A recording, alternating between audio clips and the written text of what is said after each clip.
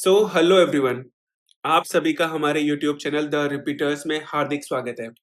आज हम बात करेंगे एसएससी सीजीएल 2027 के उन एस्पिरेंट्स की जो या तो तैयारी कर रहे हैं या फिर तैयारी करना चाहते हैं।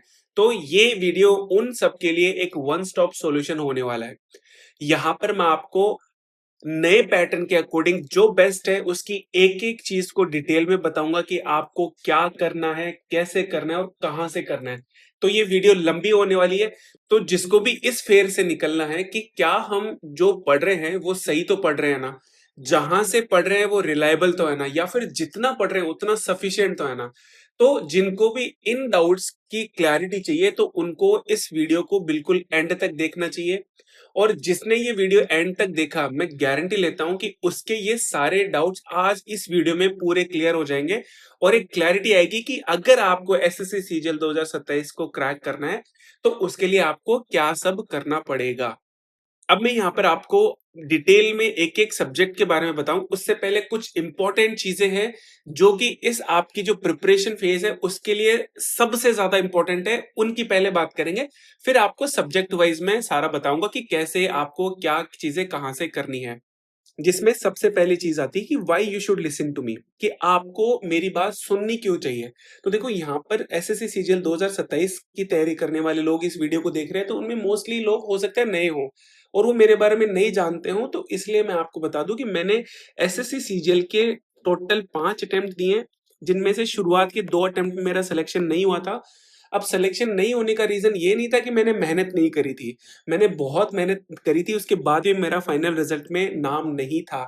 तो इस टाइम मुझे रियलाइज हुआ कि यार मेहनत ही एक अकेली चीज नहीं है जिस जो आपका सिलेक्शन दिलाती है, उसके अलावा भी बहुत सारी चीजें होती है कि आप एग्जाम को किस तरह से अटेम्प्ट करते हैं, आपकी स्ट्रेटेजी क्या होनी चाहिए, आपको किस सब्जेक्ट को कितना देना चाहिए, या फिर किसी पर्टिकुलर सब्जेक्ट में आपको कौन कौन सी चीजें पढ़नी चाहिए, कौन सी नहीं पढ़नी चाहिए, कौन सा सब्जेक्ट इंपॉर्टेंट है, किसको ज्यादा टाइम देना चाहिए। तो ये सब चीजें मेरे को पता नहीं थी, मैं बस ऐसे अंधों की तरह मेहनत किए जा रहा था और उसका रिजल्ट ये था कि मेरा सिलेक्शन नहीं हुआ। तो जब सेकंड अटेम्प्ट के बाद में, रिजल्ट के बाद में जब मेरा नाम नहीं था लिस्ट में, तब मुझे रियलाइज हुआ कि मेरे को कुछ और करना पड़ेगा मेहनत के अलावा। तो मैंने चीजों को बैठा एनालाइज करा और एनालिसिस में जो गलतियां मेरे को पता चली कि हाँ यार ये गलतियां मैं कर रहा था, उन पे मैंने काम करा और उसके बाद में मुझे मैंने थर्ड अटेम्प्ट दिया और उस थर्ड अटेम्प्ट में मेरे को मिला इनकम टैक्स इंस्पेक्टर की पोस्ट मिली, जिसमें मेरी रैंक थी 956 AIR थी। और ये जो पोस्ट थी वो मुझे चेन्नई में मिली, इस वजह से मुझे होम पोस्टिंग के लिए दोबारा से एग्जाम दिया और सीजीएल 2023 के थ्रू मैंने प्रिवेंटिव ऑफिसर मुझे मिला। और सीजीएल 2024 का भी एग्जाम दिया था मैंने, उसमें मुझे सीबीआई में एसआई की पोस्ट मिली, जिसमें अगर मैं इसमें मार्क्स की बात करूं तो 356 मेरे मार्क्स थे आउट ऑफ 390। तो मतलब मैं यहाँ पर ये बताना चाह रहा हूँ कि मैंने एसएससी सीजीएल को 2 बार फेल होने के बाद में लगातार 3 बार क्रैक करा। तो जो स्ट्रेटेजी मैंने अपनाई, जो प्रिपरेशन फेज में जो गलतियां मैंने करी थी, उनके सॉल्यूशन जो निकाले, वो इस वीडियो में मैं आपको पूरे एक एक करके डिटेल में बताऊंगा। इसलिए आपको मेरी बात सुननी चाहिए क्योंकि मैंने इस एग्जाम को लगातार 3 बार क्रैक करा है, वो भी जॉब के साथ में। इनकम टैक्स इंस्पेक्टर की पोस्ट लगने के बाद में मैंने सीपीओ प्रिवेंटिव ऑफिसर बना और सीबीआई में ऐसा ये पोस्ट बनी। अब जॉब लेने के बाद में, जॉब के साथ साथ अगर आपको जॉब लेनी है तो वो बहुत डिफिकल्ट हो जाता है। उसके लिए आपको जो चीजें होती है वो बिल्कुल जैसे कि मैं अगर आपको एग्जांपल से बताऊं कि अगर आप जॉब में नहीं रहते हैं तो आप 8 से 10 घंटा डेली पढ़ सकते हैं, लेकिन जॉब में रहते हैं तो आपको मुश्किल से 3 घंटे या 4 घंटे मैक्सिमम मिलते हैं। तो इतने से टाइम में आपको अगर सिलेक्शन लेना है, इतने टाइम अगर आप पढ़ाई को देते हैं और फिर आपको सिलेक्शन लेना है, तो आपको ये पता होना चाहिए कि भाई मेरे को इतना पढ़ना है, ठीक है, और ये जो जो मैं पढ़ रहा हूँ वो एग्जाम में आएगा। तो उन सब चीजों की क्लैरिटी होनी चाहिए, कम टाइम में आउटपुट कैसे ज्यादा निकलता है उन सब चीजों को आपको आना चाहिए।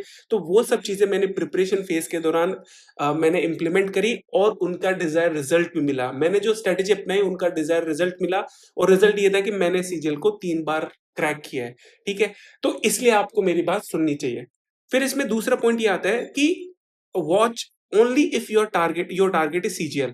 मतलब आपको ये वीडियो कब देखनी चाहिए, जब आपका टारगेट केवल सीजीएल का हो। मतलब मैं ये नहीं कह रहा हूँ कि आपको अदर एग्ज़ाम्स के फॉर्म नहीं भरने चाहिए, आपको जैसे एसएससी के ही खूब सारे एग्ज़ाम लगते हैं, सीपी हो गया, सीएचएसएल हो गया या फिर फेज़ का एग्ज़ाम हो गया, स्टेन हो गया, आप फॉर्म सबके भरिए, रेलवे के भरिए, बैंक के भरिए, लेकिन आपकी प्रायोरिटी क्या होनी चाहिए? सीजीएल। मतलब सीजीएल के साथ-साथ में जो आपके एग्ज़ाम आ रहे हैं, उनको आप देकर आइए, लेकिन आपकी प्रिपरेशन किसकी होनी चाहिए? सीजीएल की प्रिपरेशन होनी चाहिए। ऐसा नहीं है कि आप सीजीएल की प्रिपरेशन तो कर रहे हैं, लेकिन आपका रेलवे का एग्जाम हो गया तो आप सीजीएल को छोड़ के रेलवे की चीजों में लग गए हैं। मतलब सीजीएल में जैसे इंग्लिश इंपॉर्टेंट होती है, ठीक है, तो रेलवे में इंग्लिश आती नहीं, तो आपने इंग्लिश को छोड़ दिया और रेलवे की उधर तैयारी करने के लग रहे हैं। आप फिर ये देखें कि ऐसी स्थिति में आप सीजीएल को क्रैक कर लेंगे, तो भैया आप सीजीएल ऐसे क्रैक नहीं कर सकते हैं। इसमें कंपटीशन बहुत ज़्यादा है। अब वो कंपटीशन कैसे ज़्यादा है, इसको भी मैं आगे बात करूँगा इसी स्लाइड में। तो अगर आपको सीजीएल की तैयारी करनी है तो ही ये वीडियो देखें, क्योंकि मैं ये स्ट्रेटजी उन्हीं लोगों के लिए बना रहा हूँ जिनका फोकस, जिनका जो प्राइमरी टारगेट है वो है सीजीएल। ठीक है? फिर इसमें तीसरा पॉइंट आता है माइंडसेट। तो देखो आपका माइंडसेट किस तरह से होना चाहिए या फिर आपकी जो तैयारी का जो लेवल है वो कितना होना चाहिए ताकि आप हार्ड कोड रिपीटर्स को टक्कर दे सके, तो उस माइंडसेट की बात मैं यहाँ पे करना चाह रहा हूँ और इसको मैं आपको एक एग्जांपल से समझाता हूँ। अभी एग्जांपल जो मैं दे रहा हूँ उससे आपको मैं डरा नहीं रहा हूँ, लेकिन आपको मैं हकीकत से वाकिफ करवा रहा हूँ कि एक्चुअल में कितना आपके सामने कंपटीशन है। आपका माइंडसेट पहले से सेट होना चाहिए कि हाँ भाई इतना कंपटीशन है और उस कंपटीशन में मेरे को अगर फाइट करना है तो मेरे को किस लेवल की तैयारी करनी चाहिए, तब जाके आपका एसएससी सीजीएल 2027 में सिलेक्शन होगा। ठीक है? तो देखो एग्जाम्पल के तौर पे मैं 2025 सीजीएल का ले लेता हूँ। इसमें लगभग 15,000 के आसपास में वैकेंसीज थी। ठीक है? जिसमें जो 7,000 के आसपास वैकेंसीज तो केवल ओएस की वैकेंसीज थी। ठीक है? और अगर मैं जो 4600 ग्रेड पे की बात करूं तो ये लगभग 3000 के आसपास वैकेंसीज थी। थोड़ा ज्यादा हो सकता है, लेकिन मैं एक एवरेज मान के चल रहा हूँ। ठीक है? मेरा कहने का मतलब यहाँ पर ये है कि 15,000 लोग सेलेक्ट हुए एसएससी सीजीएल 2025 में। ठीक है? अभी क्या चल रहा है? अभी एसएससी सीजीएल 2026 चल रहा है और अभी 25 में जो सेलेक्ट हुए उनका अभी जॉइनिंग या फिर कुछ भी अभी तक नहीं आया, अभी वो ऑन प्रोसेस में है। ओके, तो आपको क्या लगता है कि ये जो 15,000 सेलेक्ट हुए, उनमें से कितने लोग 2026 में बैठेंगे? मतलब अगर मैं मेरा बताऊँ ना, तो मैं आपको बताना चाह रहा हूँ कि 15,000 में मुश्किल से 1,000 लोग ही ऐसे होंगे जो अपनी पोस्ट से अपनी जो उनकी लोकेशन है पोस्ट की उससे खुश हो रहे होंगे कि हाँ भाई मेरे को डिजायर्ड पोस्ट और डिजायर्ड लोकेशन मिल गई है, अब मेरे को फर्दर सीजीएल नहीं देना है। ठीक है? 1,000 लोग रहे होंगे। लेकिन फॉर एग्जांपल मान लेते हैं कि 5,000 लोग हैं, 5,000 लोग अब सीजीएल को नहीं दे रहे हैं, तो बचे कितने? बचे 10,000। ठीक है? और इस बार वैकेंसी कितनी है? इस बार वैकेंसीज लगभग 12,000 है। मान लेते हैं 15,000 तक पहुंच जाएगी। ठीक है? वैकेंसीज। तो ये जो 10,000 लोग ऑलरेडी जो सिलेक्टेड है वो इस एग्जाम में बैठेंगे। इसके अलावा कितने सारे ऐसे लोग हैं जो बस 1 मार्क्स से 2 मार्क्स से 3 मार्क्स से 4 मार्क्स से या फिर 5 से 10 मार्क्स के बीच में रह गए। मतलब कुछ लोग ऐसे हैं कि जिनके अगर जैसे 320 अगर कट ऑफ गई है तो 310 से 320 के बीच में जो लोग हैं, अब ऐसा तो है नहीं कि उनकी उनकी तैयारी अच्छी नहीं है, बस वो किन्हीं वजह से रह गए, किन्हीं छोटी-मोटी गलतियों की वजह से। तो वो लोग यहाँ पर इस एग्जाम को देंगे। इसके अलावा कितने ऐसे लोग हैं जो कंप्यूटर की वजह से फेल हो गए। मतलब मैं कम से कम 10 ऐसे लोगों को, इवन जो टॉप लड़का है जिसके हमारे ग्रुप में था जिसके 370 मार्क्स थे, लेकिन कंप्यूटर में सिर्फ एक क्वेश्चन की वजह से वो फेल हो गया। तो ऐसे कितने लोग हैं जो दोबारा से इस एग्जाम में बैठेंगे? तो जो ऑलरेडी सिलेक्टेड लोग हैं या फिर हार्डकोर रिपीटर्स है जिनकी तैयारी का लेवल बिल्कुल टॉप नॉच है, वो वो इस 15,000 से भी ज्यादा हो जाएंगे। और ये नंबर मैं आपको मिनिमम बता रहा हूँ कि 25,000 के आसपास ये नंबर है जो ऑलरेडी या तो सिलेक्टेड है या फिर उस लेवल की तैयारी के हैं। तो ये 25,000 ऑलरेडी इस 15,000 के लिए लड़ेंगे। तो आप ये देख सकते हैं कि आपका नंबर यहाँ पर कहाँ आने वाला है। मैं यहाँ पर मैंने पहले बताया कि मैं आपको डरा नहीं रहा हूँ। आपको मैं ये बताना चाह रहा हूँ कि आपकी तैयारी का लेवल कितना होना चाहिए। अब देखो यूट्यूब पे आपको ये सब चीज़ें कोई नहीं बताएगा, क्योंकि अगर वो बताएँगे तो हो सकता है आप में से कुछ लोग डिमोटिवेट हो जाएँ, तो उनका वीडियो कौन देखेगा या फिर उनका दुकान कैसे चलेगी। लेकिन मेरा पर्पज़ ये है यहाँ पर कि मैं आपको रियलिटी बताऊँ कि हाँ, भई आपका माइंडसेट कैसा होना चाहिए और उसके अकॉर्डिंग आपको तैयारी कैसे करनी चाहिए। तो आपको अगर इन 25,000 लोगों से फाइट करना है ना, ये तो मैं मिनिमम बता रहा हूँ, इससे भी ज़्यादा नंबर ये हो सकता है। और आप यहाँ पर बिगिनर हैं, तो बिगिनर होते हुए इन हार्डकोर रिपीटर्स और सेलेक्टेड लोगों से अगर आपको compete करना है, तो भैया आपकी प्रिपरेशन का लेवल आपको बहुत अच्छा करना है और उस प्रिपरेशन का लेवल बहुत अच्छा करने के लिए आपको मेहनत करनी पड़ेगी। आप डेली 3 या 4 घंटे पढ़कर काम नहीं चला सकते हैं, आपको मिनिमम 7 से 8 घंटा डेली का पढ़ना पड़ेगा। अगर इतना भी नहीं तो आप है ना 6 घंटा रेगुलर, मतलब आने वाले 1 साल तक आप अगर आप डेली 6 घंटा रेगुलर भी पढ़ते हैं ना, तब जाके आप है ना जब सीजीएल 2027 का प्री आएगा तब आप उस लेवल पे पहुँच जाएँगे। ये मैं मिनिमम बता रहा हूँ, ठीक है? इतना आपको पढ़ना पड़ेगा, ठीक है? डेली के 6 घंटे तो आपको देने ही देने हैं। तो इतनी प्रिपरेशन जब आप करोगे और वो भी सही डायरेक्शन में, जैसे मैंने आपको ऑलरेडी बताया कि 2 अटेम्प्ट में, शुरू के 2 अटेम्प्ट में मेरा सिलेक्शन क्यों नहीं हुआ? क्योंकि मैं मेहनत तो कर रहा था, लेकिन मेहनत के अलावा जो चीज़ें चाहिए थी कि किस सब्जेक्ट को कितना पढ़ना है, कितना टाइम देना है, तो वो सब चीज़ें मैं नहीं कर रहा था। ठीक है? तो इसलिए मेरा सिलेक्शन नहीं हुआ। तो इन 6 घंटों में आपको जो पढ़ना है वो प्रॉपर होना चाहिए, प्रॉपर मतलब कि जो एग्ज़ाम ओरिएंटेड हो, जिसको लेकर मैं आगे अभी बात करूँगा। यहाँ पर मेरा बस पॉइंट ये है कि आपको इतने घंटे पढ़ाई करनी है और वो भी इफेक्टिव पढ़ाई करनी है। ऐसा नहीं कि 6 घंटे लेकर बैठ गए, उससे आपका काम हो जाएगा। नहीं, आपको पढ़ाई 6 घंटे करनी है। ठीक है? तो ये आपका माइंडसेट होना चाहिए। फिर इसमें चौथा पॉइंट आता है कंटेंट। अब देखो ये इस प्रिपरेशन का, पूरी प्रिपरेशन फेज का सबसे इंपॉर्टेंट पार्ट है। क्यों?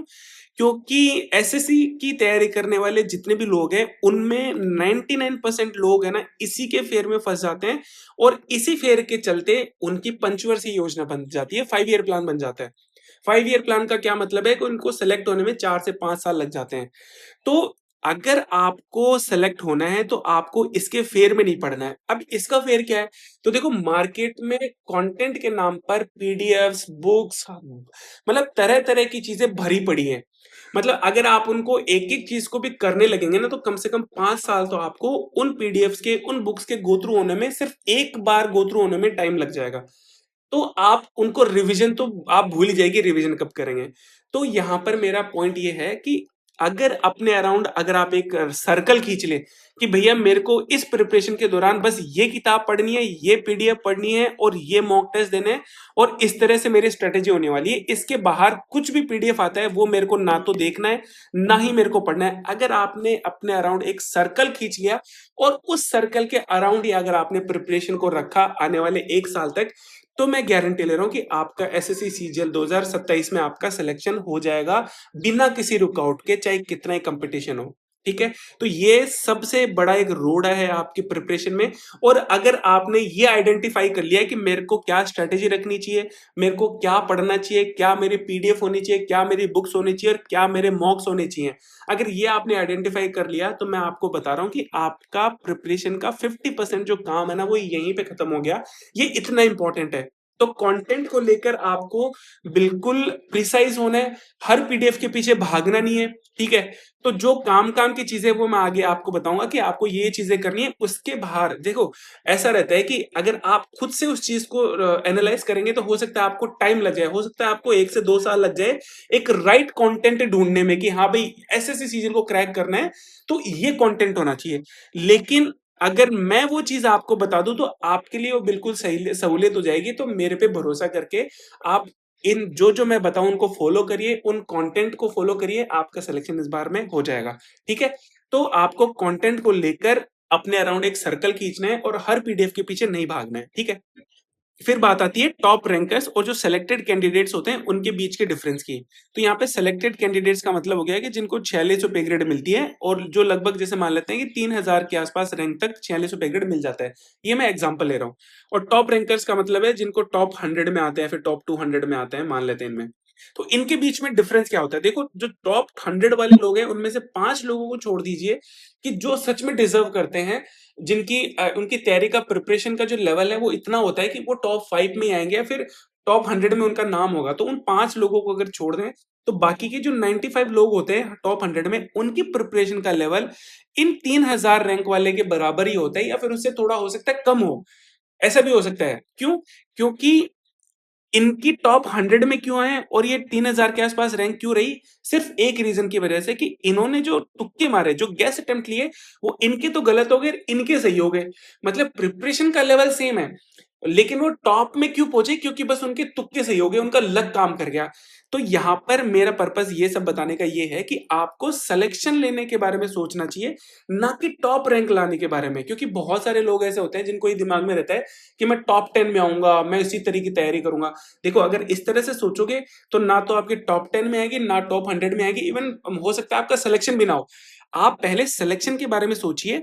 सिलेक्शन के बारे में सोचेंगे तो टॉप 100 में, टॉप 10 में भी आपका नाम आ सकता है। बस मैंने बताया ना कि आपका लक फैक्टर काम करना चाहिए। उसके लिए आपको अलग से प्रिपरेशन करने की जरूरत नहीं है।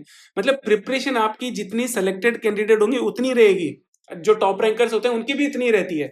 लेकिन बस जिनके तुक्के ठीक हो जाते हैं, तो आपको पर्पस ध्यान में बस ये रखना है कि मेरे को सेलेक्ट होना है, बस ज्यादा नहीं करना है आपको, टॉप रैंकर्स के बारे में ज्यादा नहीं सोचना है। ओके। फिर इसमें लास्ट हम बात करते हैं व्हाट इज स्मार्ट स्टडी, कि स्मार्ट स्टडी होती क्या है। अब देखो, आपने ये तो सुना होगा कि स्मार्ट स्टडी करनी चाहिए, स्मार्ट स्टडी करनी चाहिए, लेकिन सीजीएल के कॉन्टेक्स्ट में इसका क्या मतलब है उसको मैं यहाँ पर आपको एक्सप्लेन करता हूँ। तो अगर मैं एक वन लाइन में बोलूं तो स्मार्ट स्टडी का मतलब हो गया कि वो चीजें पढ़ना या फिर उन चीजों में अपना टाइम इन्वेस्ट करना जिसका एग्जाम में सच में इम्पैक्ट पड़ता है। ठीक है, आपके सिलेक्शन में सच में उसका इम्पैक्ट पड़ता है, उसको स्मार्ट स्टडी बोलते हैं। अब यहाँ पर इम्पैक्ट से मेरा क्या मतलब है उसको मैं आपको एक एग्जांपल के थ्रू समझा देता हूँ। जैसे हमारे सीजीएल में दो फेजेस में एग्जाम लगता है, एक तो प्री लगता है और एक लगता है मेंस का एग्जाम। अब प्री का एग्जाम कैसा होता है? क्वालिफाइंग इन नेचर होता है। मतलब इसके जो मार्क्स होते हैं, मतलब प्री में चाहे आप कितने मार्क्स लेकर आ जाओ, 180 ले आओ, 190 ले आओ, इनके मार्क्स आपके फाइनल सिलेक्शन में ऐड नहीं होते हैं। तो किसकी वजह से किसके मार्क्स ऐड होते हैं? वो होते हैं मेंस के। मतलब जितने मार्क्स आप मेंस में लेकर आओगे उसी के बेसिस पे आपका सिलेक्शन होगा। तो प्री कैसे हो गया? प्री क्वालिफाइंग इन नेचर हो गया। अब देखो, इन दोनों के एग्जाम में क्वेश्चन पूछने के तरीके के जो पैटर्न है उसमें डिफरेंस है। डिफरेंस क्या है कि जैसे अगर प्री में जीके की बात करूं तो देखो, मैथ्स, रीजनिंग और इंग्लिश तो लगभग सेम सा रहता है, इतना ज्यादा उनके क्वेश्चन पूछने के तरीके में चेंजेस नहीं होते हैं। जीएस के क्वेश्चन पूछने के तरीके में चेंजेस रहते हैं। तो अगर मैं जीके में देखूं तो यहां पर प्री में स्टैटिक जीके का पोर्शन बहुत ज्यादा पूछा जाता है कंपैरेटिवली मेंस में। मेंस में अब तक जैसे 22 लग गया, 23 लग गया, 24 लग गया, इनमें तो एक भी क्वेश्चन नहीं पूछा गया, चाहे वो सीजीएल हो चाहे सीएचएसएल हो। हाँ, 2025 में 2 से 3 सवाल पूछे गए थे। तो मैं मान लेता हूं कि मेंस में 1 से 2 सवाल पूछे जाते हैं स्टैटिक जीके के, ऐसा मान लेते हैं। तो प्री में स्टैटिक जीके आती है, इसकी वजह से लोग क्या करते हैं, स्टैटिक जीके को रटने लगते हैं। और स्टैटिक जीके कितना है? स्टैटिक जीके का अगर अकेले का अगर मैं सिलेबस देखूं तो वो इतना बड़ा है कि आप इसमें जितने भी कोर सब्जेक्ट है, हिस्ट्री, पॉलिटी, इकोनॉमिक्स, ज्योग्राफी और साइंस, इनको मिला देना तो भी उससे ज्यादा बड़ा हो जाता है स्टैटिक जीके का, अगर अपन सारा करने लगेंगे तो लोग क्या करते हैं, जो प्रिपरेशन कर रहे हैं वो स्टैटिक जीके पर फोकस करते हैं। जबकि जितना टाइम आप इस स्टैटिक जीके को दे रहे हो ना, उतना आउटपुट आपको मिलता नहीं है। आउटपुट का क्या मतलब हुआ कि उतना इंपैक्ट आपके सिलेक्शन में उसका होता नहीं है। क्यों? क्योंकि सिलेक्शन किससे होता है? सिलेक्शन होता है मेंस से। अब मेंस में स्टैटिक जीके एक या दो क्वेश्चन पूछे जाते हैं, तो उस एक या दो क्वेश्चन के लिए आपको इतना बड़ा सिलेबस पढ़ना पड़ता है। तो यहां पर सबसे ज्यादा गलतियां स्टूडेंट्स करते हैं कि वो लोग स्टैटिक जीके के पीछे भागने लगते हैं कि हमको तो स्टैटिक जीके पढ़ना चाहिए, प्री में आता है, प्री के मॉक्स में आता है। जैसे कि मेरे को एक दो लोगों ने पूछा कि सर हमको फोमो हो रहा है। फोमो क्यों हो रहा है? क्योंकि उनके प्री में मार्क्स नहीं बढ़ रहे, प्री के मॉक्स में मार्क्स नहीं बढ़ रहे हैं। और जब मैंने उनसे ये पूछा कि क्यों मार्क्स नहीं बढ़ रहे हैं, तो बोले कि सर जीके जो है ना उसमें मार्क्स नहीं आ रहे हैं हमारे।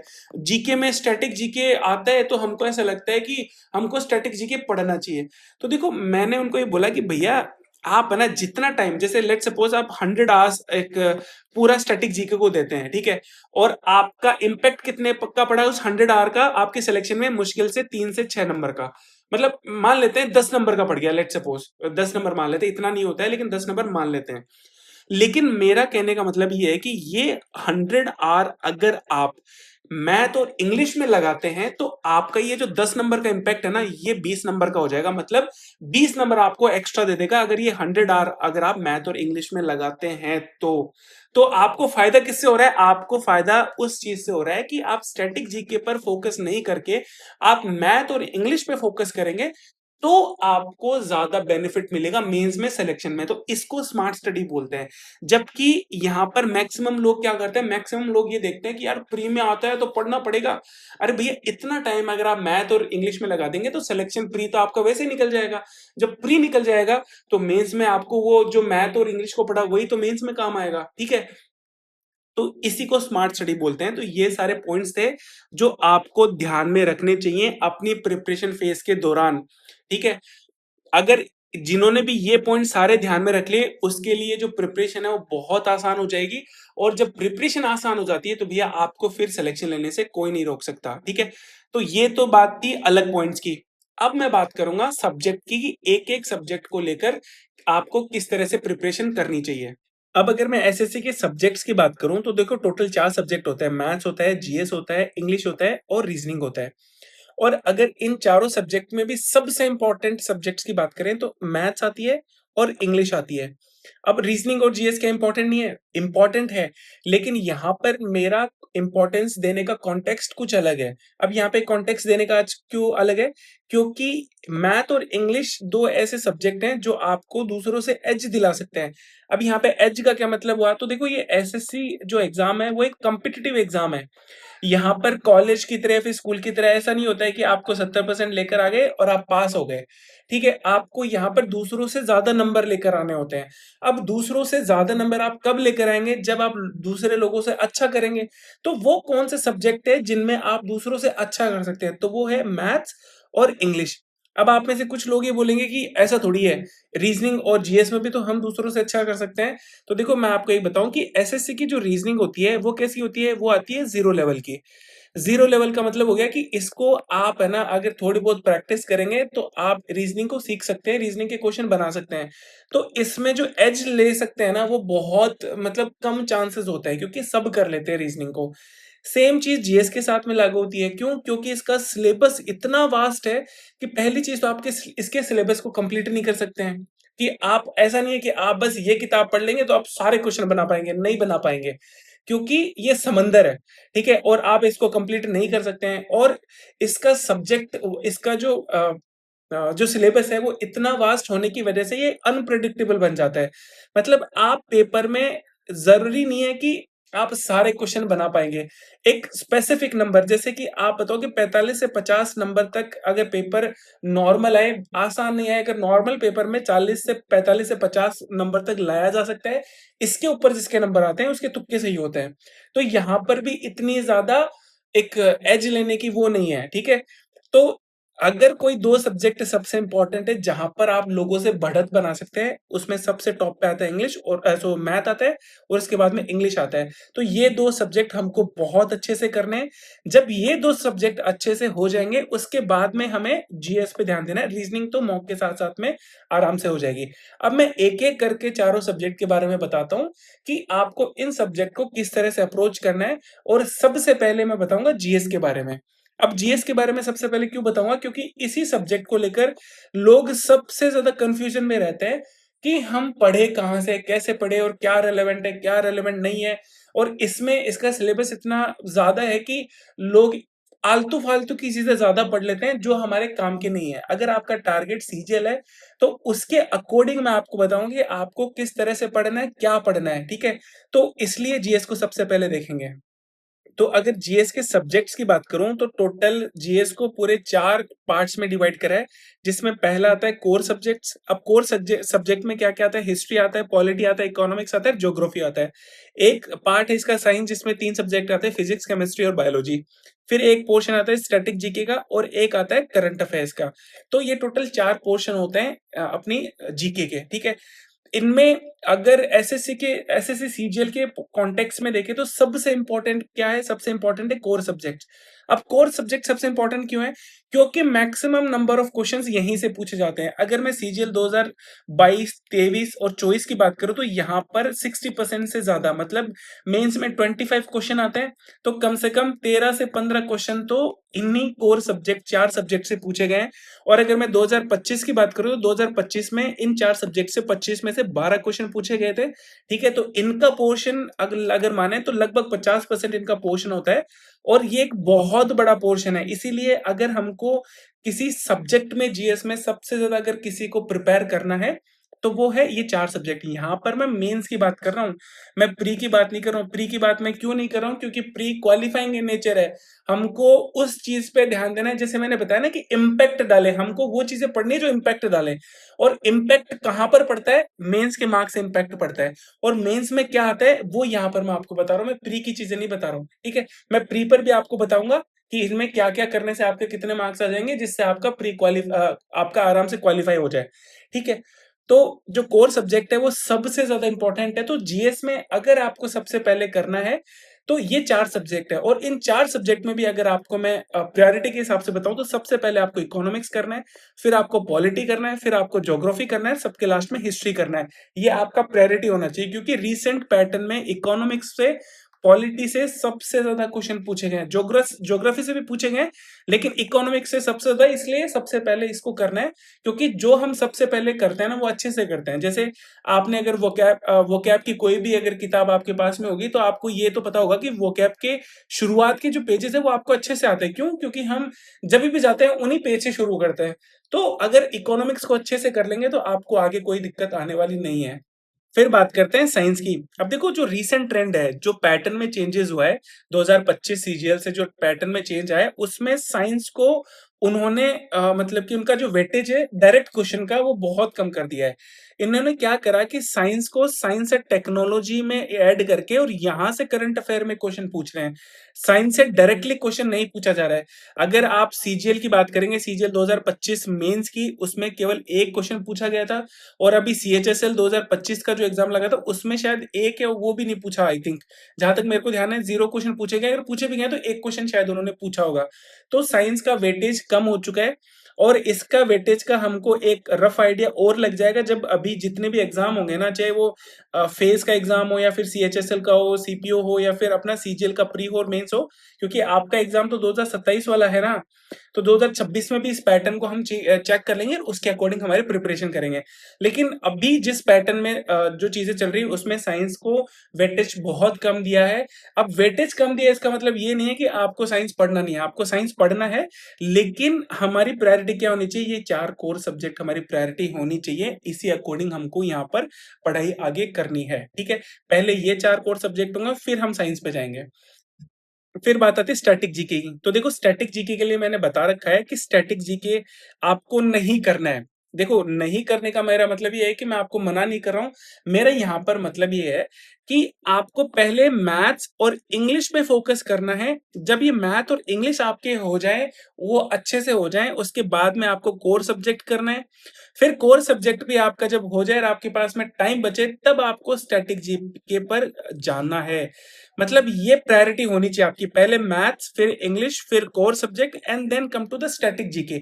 इससे पहले आपको स्टैटिक जीके के हाथ भी नहीं लगाना है। अब देखो, कुछ लोगों के बीच में डाउट आएगा कि भाई प्री में तो आता है, तो प्री में कैसे पास करेंगे? तो देखो, मैं आपको एक चीज बताऊं, इसको मैं यहाँ पे समझा देता हूँ कि जैसे स्टैटिक जीके है, ठीक है? अब स्टैटिक जीके एक बहुत बड़ा पोर्शन है। मतलब इसमें इसकी जो सिलेबस है, उसको आप एक सर्कल नहीं खींच सकते हैं, क्योंकि इसमें हर कोई टॉपिक आ जाता है। तो जो फैक्ट हो गया, जो डेटा हो गया, वो सारा का सारा इतना सारा है कि पहली चीज तो आप है ना, इस पूरे सिलेबस को कवर नहीं कर पाएंगे, क्योंकि इतना वास्ट है कि इसमें चारों कोर सब्जेक्ट और साइंस भी आ जाएगा, तो उससे भी बड़ा स्टैटिक जीके हो जाएगा, ठीक है? लेकिन फिर भी किसी भाई साहब ने मेहनत करके और अगर ये कर भी लिया ना कि भाई मैंने तो सारा स्टैटिक जीके कवर कर लिया, तो फिर भी एसएससी रिसेंट ट्रेंड में जो इन्होंने स्टैटिक जीके पूछा है, वो इतना डीप पूछा है कि आप इनको नहीं कर पाएंगे, ठीक है? और मान लेते हैं कि किसी महानुभाव ने वो चीज कर भी ली, तो जैसे मान लेते हैं कि आपने इसमें 200 आर लगाए, ठीक है? टोटल अगर आपकी प्रिपरेशन में देखें, इससे इससे ये तो मैंने बहुत कम लिया है, इससे ज्यादा लगेगा। लेकिन एग्जांपल मान लेते हैं कि 200 घंटे आपने स्टैटिक जीके को पढ़ा है पूरे प्रिपरेशन में, तो यहां से आउटपुट कितना निकला? जैसे मेंस में मान लेते हैं 3 क्वेश्चन पूछे गए, 3 क्वेश्चन 9 नंबर के होते हैं। और आपसे मैं तो मान रहा हूँ कि एक क्वेश्चन बन जाए, वही बड़ी बात है। लेकिन मान लेते हैं 2 क्वेश्चन बने आपसे, क्योंकि वो डीप पूछे गए, ऐसे तो पूछेगा नहीं। और छोड़िए, आप तो पूरे आपसे तीनों ही बन गए मान लेते हैं, तो आपने यहाँ पर 9 नंबर का बेनिफिट करा, ठीक है? लेकिन अगर ये 200 घंटे अगर आप मैथ्स को इंप्रूव करने में और इंग्लिश को इंप्रूव करने में अगर लगाते हैं, तो मैं ये गारंटी ले रहा हूं कि मिनिमम 20 स्कोर आप यहां से बढ़ा पाएंगे, अगर ये टाइम आपने मैथ्स और इंग्लिश में दे दिया। तो यहां पर इम्पैक्ट की बात हो रही है कि आपका जो इसी को तो स्मार्ट स्टडी बोलते हैं कि आपको वो पढ़ना है जहां से आप ज्यादा स्कोर कर सके, ज्यादा आप स्कोर नंबर खींच सके। ठीक है, एक तो चीज ये होगी। दूसरी चीज ये है कि इतना सिलेबस पढ़ने के बाद में भी ये गारंटी नहीं है कि आप वो कर पाएंगे कि नहीं कर पाएंगे। ठीक है, तो अब कुछ लोगों का डाउट है कि सर प्री में तो आता है, तो प्री में कैसे पास हो गए भाई, हमको तो प्री में तो जीके में मार्क्स लाने पड़ेंगे ना। तो देखो, इसको मैं आपको बताऊं कि जीके में आपको मैथ्स और इंग्लिश, जैसे मैंने जैसे बताया कि ये 200 घंटे अगर आप मैथ्स और इंग्लिश में लगाएंगे तो मैथ में भी आपके स्कोर इंप्रूव होगा, इंग्लिश में भी स्कोर इंप्रूव होगा। मतलब अगर आप रीजनिंग, मैथ्स और इंग्लिश में 40-40 प्लस स्कोर कर देते हैं, और ये कोर सब्जेक्ट मैं ऐसे नहीं कर रहा हूं, मैंने तो बताया ना कि आपको ये दो चीजें तो तैयार करनी ही करनी है। ठीक है, आपको कोर सब्जेक्ट पढ़ना है, साइंस पढ़ना है और करंट अफेयर भी पढ़ना है। करंट अफेयर के बारे में भी मैं बताऊंगा आपको। तो ये अगर तीन चीजें करेंगे तो यहाँ पर आपके 15 से 20 मार्क्स आराम से बन जाएंगे। तो अगर आप यहाँ पर 15 नंबर में बनाते हैं तो आपके रो मार्क्स 135 हो गए। ये तो मैं मिनिमम बता रहा हूँ। आपके रीजनिंग में आप क्या 40 ही लाएंगे? अब यहाँ पर 40 से 45 भी हो सकता है, 42.5 भी हो सकता है। तो ये अगर रो स्कोर आपका इतना आता है तो इस बार आप आराम से जो एसएससी का जो प्री है वो आराम से निकाल लेंगे, क्योंकि सेक्शनल टाइमिंग है, सेक्शनल टाइमिंग है, इतना स्कोर सफिशिएंट है। और ये तो मैं मिनिमम बता रहा हूँ। अगर आप मैथ पे तैयारी करेंगे यहाँ पे 45 मार्क्स आ सकते हैं, और ये तो आराम से ले आ सकते हैं। इंग्लिश में भी इतने आ सकते हैं। ठीक है, तो ये तो मैंने मिनिमम बता दी कि इतना आप स्कोर कर लेंगे। ठीक है, तो स्टैटिक जीके पर हमको इतना फोकस नहीं करना है। और कब फोकस करना है? जब आपकी मैथ कंप्लीट हो जाए, इंग्लिश कंप्लीट हो जाए, और उसके बाद में आपके कोर सब्जेक्ट हो जाए, फिर स्टैटिक जीके पर आपको जाना है। फिर बात आती है करंट अफेयर्स। देखो, करंट अफेयर अभी रिसेंट में उन्होंने लॉजिकल पूछने लग गए। पहले क्या होता था कि अगर मैं सीजीएल 22, 23, 24 की बात करूं तो वो पुराना जैसे मैंने सीजीएल 2024 की बात करें तो उन्होंने 2022 का करंट अफेयर पूछा था, या फिर 2023 की बात करें तो उससे बहुत पहले का, मतलब 2-2, 3-3 सालों का करंट अफेयर पूछ लिया था। लेकिन रिसेंट में वो करंट अफेयर को सही से पूछने लगे हैं। इस वजह से करंट अफेयर को आपको करना है। अब करंट अफेयर करने के दो तरीके होते हैं। एक तो या तो आप है ना किसी बुक के थ्रू कर लो, या किसी यूट्यूब वीडियो के थ्रू कर लो। तो अगर आप बुक के थ्रू करते हैं या यूट्यूब के थ्रू करते हैं, ये आपका डिसीजन है, आपको किस तरह से चीजें समझ में आती हैं। अगर बुक से समझ में आती है, बुक से करिए। बहुत सारी मार्केट में अवेलेबल है, जो ईयरली आता है, ठीक है, या फिर 6 मंथली आता है, फिर मंथली भी आता है। और अगर आपको यूट्यूब से करना है तो यूट्यूब में आपको दो ऑप्शंस मिलते हैं, एक तो डेली करने वाला और आपको एक मंथली करने वाला। तो डेली करने वाली गलती बिल्कुल मत कर देना। आपको मंथली वाली जो यूट्यूब वीडियोस आती हैं वो करंट अफेयर की करनी है। और ये करंट अफेयर आपको बाद में करना है, जब जैसे प्री के 2 महीने बचे हैं तब से आपको करंट अफेयर को शुरू करना है। उससे पहले आप कोर सब्जेक्ट को, जो मैथ्स, इंग्लिश और ये जीके के जो कोर सब्जेक्ट हैं, इनको मजबूत करिए, इन पे काम करिए। करंट अफेयर आपको बाद में करना है लेकिन बाद में करना है। ठीक है। अब बात आती है कि आपको कोर सब्जेक्ट कहाँ से पढ़ना है। तो देखिए, ऐसे मार्केट में तो आपको बहुत सारी बुक्स मिल जाएंगी, लेकिन हमको जो रीसेंट ट्रेंड आया, रीसेंट ट्रेंड का क्या मतलब हुआ कि जो अभी पैटर्न में चेंजेस आए उसके अकॉर्डिंग हमको कोर सब्जेक्ट को पढ़ना है। अब जो जो पैटर्न है वो कैसा है? पैटर्न है कि अब पहले की तरह डायरेक्ट डेटा नहीं पूछ रहे हैं वो, अब वो डिटेल में जा रहे हैं। मतलब हर सब्जेक्ट को डीप में क्वेश्चंस पूछ रहे हैं, स्टेटमेंट बेस्ड पूछ रहे हैं। वो हर चीज का रीजन पूछ रहे हैं कि ऐसा था तो ऐसा क्यों था। तो हर चीज को डीप में पूछ रहे हैं। तो डीप में अगर आपको पढ़ना है, किसी भी अगर सब्जेक्ट का बेस बनाना है, तो कोई भी सब्जेक्ट का बेस क्या होता है? वो होता है एनसीईआरटीज। तो मेरा आपसे सजेशन ये है कि आप एनसीईआरटीज पढ़िए। अब आप में से कुछ लोगों के दिमाग में आ सकता है कि भैया एनसीईआरटीज इतनी सारी है, क्योंकि 6 क्लास से एनसीईआरटी शुरू हो जाती है, तो पहली चीज तो सारी एनसीईआरटी नहीं पढ़नी होती है। लेकिन अगर आपको एनसीईआरटी नहीं भी पढ़ना होता है, क्योंकि मैं भी इस बात को मानता हूं कि एनसीईआरटीज में सारी चीजें नहीं पढ़ी जा सकती है, क्योंकि उसमें बहुत सारी ऐसी चीजें होती हैं जो इररिलेवेंट होती हैं, जो हमारे एसएससी के पॉइंट ऑफ व्यू से काम की नहीं है। लेकिन अगर वो आप एनसीईआरटी पढ़ रहे हैं तो उनको भी आपको पढ़ना पड़ेगा। दूसरी चीज, इकोनॉमिक्स की जो 11th 12th वाली जो इकोनॉमिक्स की जो बुक है वो भी बहुत डिफिकल्ट है, क्योंकि उनमें ग्राफ्स वगैरह इतने हैं कि अगर उनको पढ़ने लगेंगे तो बहुत ज्यादा कंफ्यूज हो जाएंगे, जो कि हमारे काम के भी नहीं है। तो इसके ऑल्टरनेट पे क्या है? इसके ऑल्टरनेट पर है ये वाली किताब जो हमने अभी लॉन्च करी है, जिसका नाम है फाइनल डेस्टिनेशन। अब ये किताब मार्केट में एसएससी के फील्ड में दी बेस्ट किताब है। अब ये दी बेस्ट कैसे है? क्योंकि ये किस पे बेस्ड है? एनसीईआरटी पे बेस्ड है। अब एनसीईआरटी के बेस्ड होने की वजह से दी बेस्ट कैसे होगी?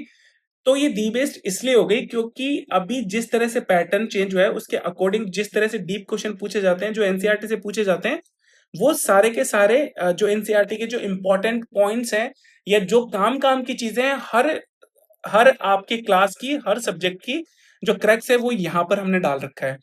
अब इसकी खास बात ये है कि ये एनसीईआरटी से बना हुआ है। यहाँ पर जैसे अगर मैं सीजीएल की बात करूँ, सीजीएल 2025, ठीक है, तो उसमें हमने 2.0 नोट्स डाले थे और इन नोट से सीजीएल 2025 में से 13 में से, सॉरी 13 नहीं 12 क्वेश्चन आए थे, 12 में से 11.5 क्वेश्चन आए थे।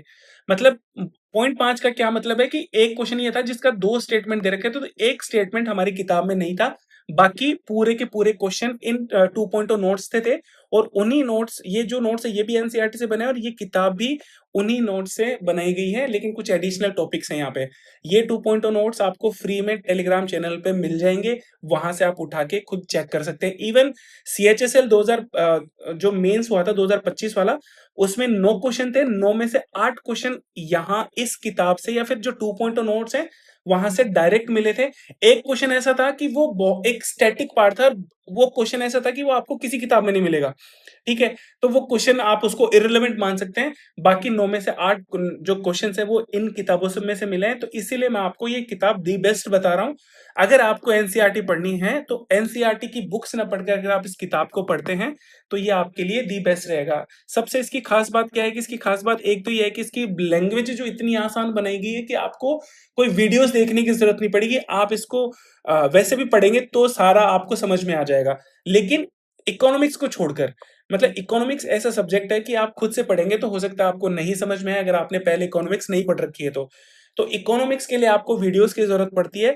इसी वजह से इकोनॉमिक्स की इस किताब पे बेस्ड पूरी की पूरी यूट्यूब पर प्लेलिस्ट बना रखी है। मतलब इस किताब में जो जितना कंटेंट है उसको हमने यूट्यूब पर पढ़ा रखा है, ठीक है। इसके अलावा हमने ज्योग्राफी का जो इसका कंटेंट है उसमें इंडियन जो ज्योग्राफी है उसका जो कॉन्सेप्चुअल पार्ट है वो सारा का सारा हमने कवर करा रखा है।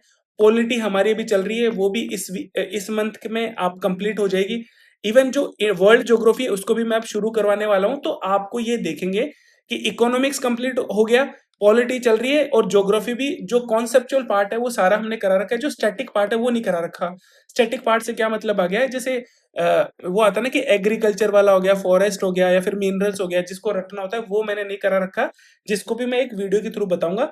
तो आपको अगर किसी को ऐसे पढ़ना है वो ऐसे पढ़ सकता है, अगर किसी को वीडियो के थ्रू पढ़ना है तो वो वीडियो के थ्रू भी इस किताब को हमने जो आधा चीजें तो पढ़ा रखी है, आधी हम इसको पढ़ा रहे हैं। तो इस वजह से ये आपके लिए दी बेस्ट रहेगी अगर आपको इसको इससे यहाँ से करना है तो। अगर और भी आपको डिटेल में जानना है कि भाई इस किताब के बारे में, ठीक है, तो हमने इस किताब के ऊपर पूरा वीडियो डिटेल में बना रखा है। यूट्यूब चैनल पे जाइए, वहां से देख लीजिए और इसके डेमो पीडीएफ भी आपको टेलीग्राम चैनल पर मिल जाएंगे, ठीक है। ये फ्लिपकार्ट पर अवेलेबल है, जो कि आप उस लिंक से आपको मिल जाएगा। लिंक मतलब इसके डिस्क्रिप्शन में भी मिल जाएगा और साथ में आप जब जो इस किताब पर जो वीडियो बनी है उसमें भी आपको यहाँ पे देखने को मिल जाएगा, ठीक है। तो आपको कोर सब्जेक्ट कहाँ से करना है, कोर सब्जेक्ट फाइनल डेस्टिनेशन किताब से ही करना है। साइंस, अब देखो मैं यहाँ पर मेरी किताब है इसलिए मैं आपको तारीफ नहीं कर रहा हूँ, आपको रिजल्ट दिखाएं, रिजल्ट के अकॉर्डिंग मैं आपको यहाँ पर बातें कर रहा हूँ। आपकी इच्छा है लीजिए, आपकी इच्छा है मत लीजिए। अगर आप नहीं करते हैं तो मैं आपको फिर कह रहा हूँ कि 2028 में आपको फिर से इसी किताब से करना पड़ेगा, क्योंकि जो चीजें पैटर्न हो गया ना, देखो मैं यहाँ पर ये चीजें क्यों कह रहा हूं, क्योंकि अगर आप ना पैटर्न के अकॉर्डिंग नहीं करेंगे, अब पैटर्न के अकॉर्डिंग का क्या मतलब हो गया कि पहले क्या होता था, पहले सीजीएल का जो प्री था वो 1 घंटे में लगता था, ठीक है, उसमें आप चाहे 12 मिनट रीजनिंग को दो, 30 मिनट मैथ को दो, 5 मिनट जीके को दो और 12 से 15 मिनट आप इंग्लिश को दो तो भी चल जाता। लेकिन अब क्या हो गया है, अब टाइम फिक्स हो गया है, मतलब 15 मिनट को रीजनिंग को ही देना पड़ेगा, मैथ को सिर्फ 15 मिनट देने पड़ेंगे, जीएस और इंग्लिश को भी 15-15 मिनट देने पड़ेंगे। तो मेरे को ये एक चीज बताओ कि अब जब पैटर्न चेंज हो चुका है तो क्या आप ये वाले मॉक, मतलब पुराने टाइम के जो मॉक थे, क्या उनसे लगाएंगे तो आपको बेनिफिट मिलेगा, या फिर नए वाले मॉक लगाएंगे तो उनसे बेनिफिट मिलेगा। तो ऑब्वियस सी बात है ना कि नए टाइप के अगर मॉक लगाएंगे, इस पैटर्न के अकॉर्डिंग अगर मॉक लगाएंगे तो ही आपको फायदा मिलेगा। तो अगर पैटर्न चेंज होता है तो हमारी प्रिपरेशन का जो तरीका होता है वो भी चेंज होता है।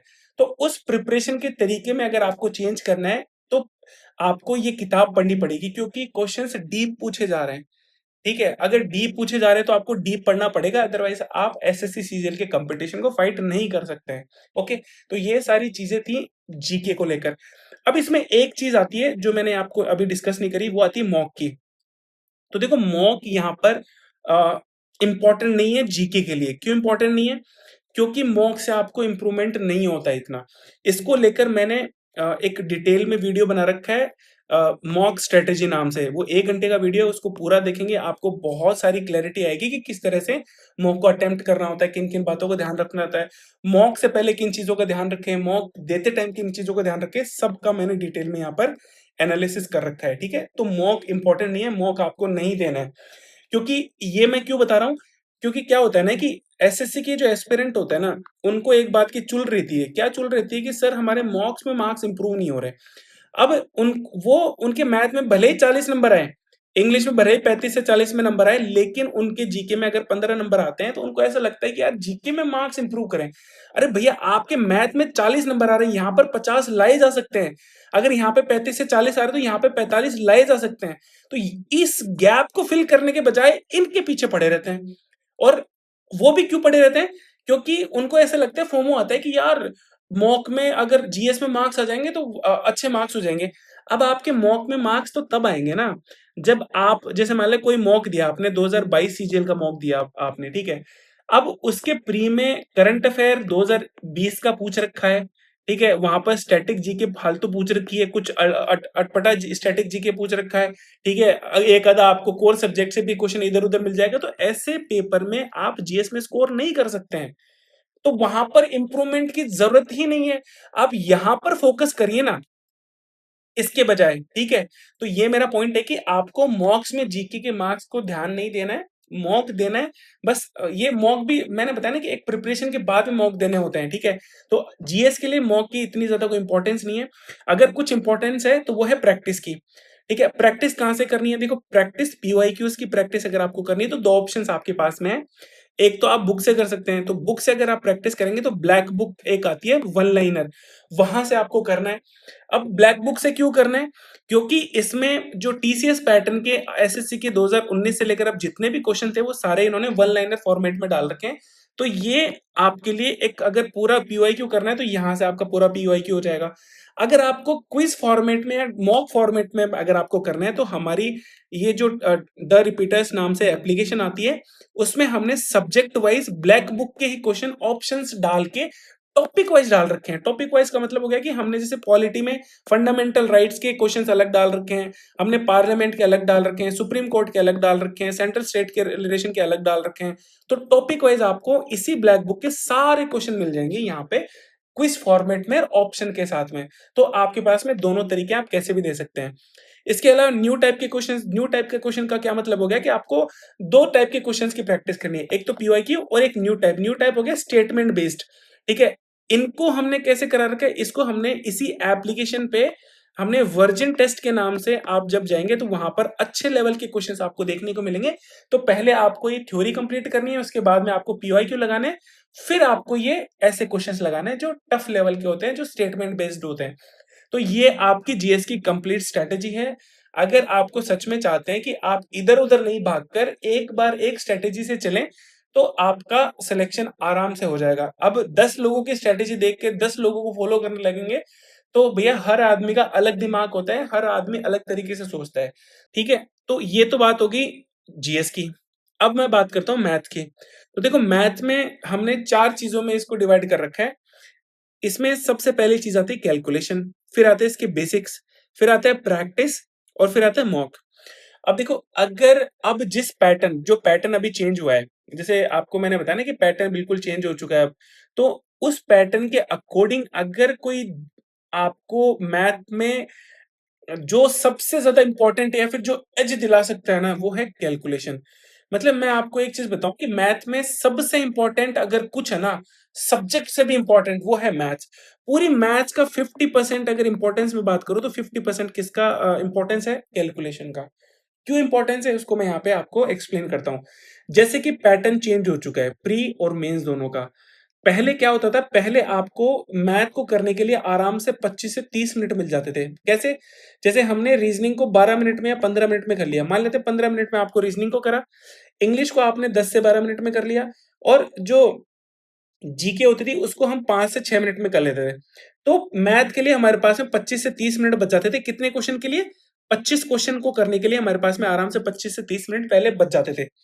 लेकिन अब पैटर्न क्या हो चुका है, पैटर्न चेंज हो चुका है। अब आपको 15 मिनट मिलते हैं 25 क्वेश्चन करने के लिए, इससे एक ज़्यादा नहीं मिलता है। तो मतलब नो डाउट जो क्वेश्चन का लेवल है वो कम होगा, डिक्रीज़ होगा। लेकिन बात ये है ना, आपको 15 मिनट में करने हैं। अब कितने डिक्रीज़ हो, आपकी स्पीड तेज़ होनी चाहिए। अब देखो इसमें कुछ लोग क्या कर रहे हैं, कुछ टीचर्स लोग क्या कर रहे हैं, वो शॉर्ट ट्रिक्स बता रहे हैं कि आपको इसको इस तरह से करना चाहिए शॉर्ट ट्रिक में।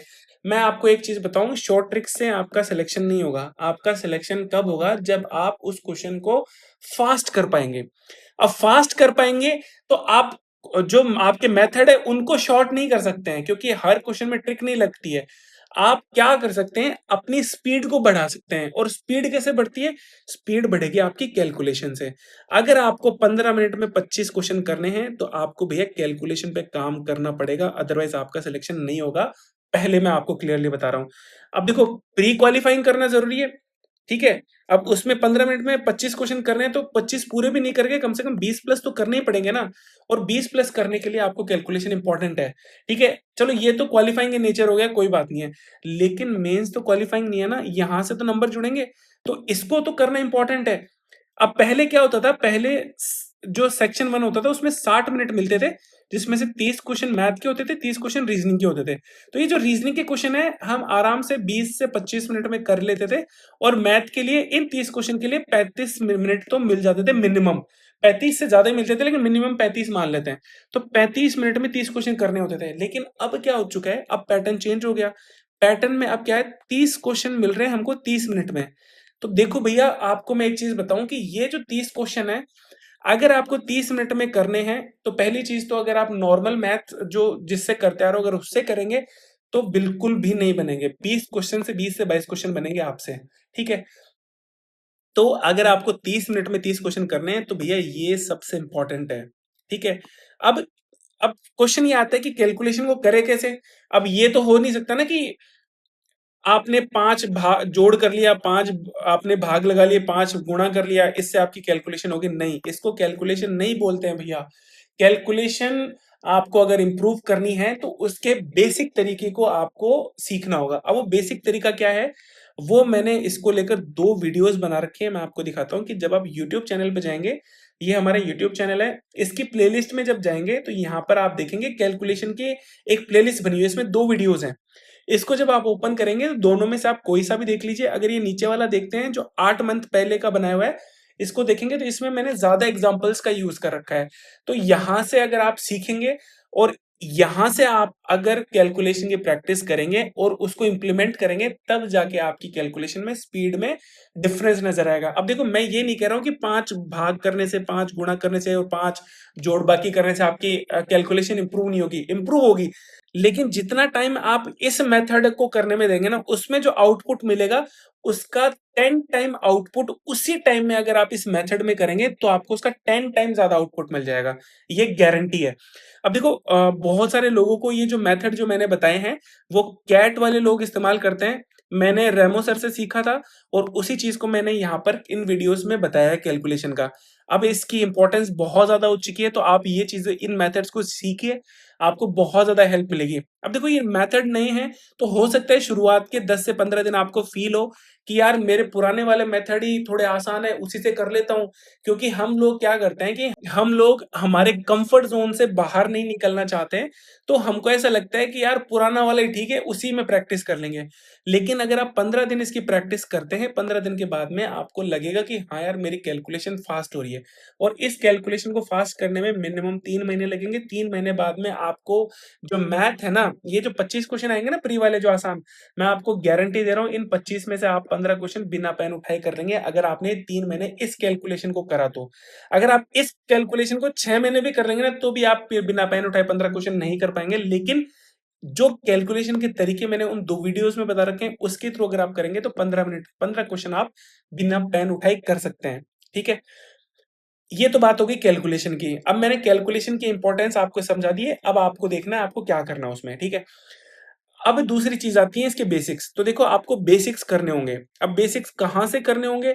ये आप किसी टीचर से कर सकते हैं। अगर आपको यूट्यूब पे तो ऐसे सारी चीज़ें अवेलेबल है, लेकिन अगर किसी को सिलेबस ही करना है, किसी से बैच लेके ही करना है, तो 2-3 टीचर हैं, जिनमें आपको मैं नाम बता देता हूँ कि देखो, पहला तो आभास सैनी सर है।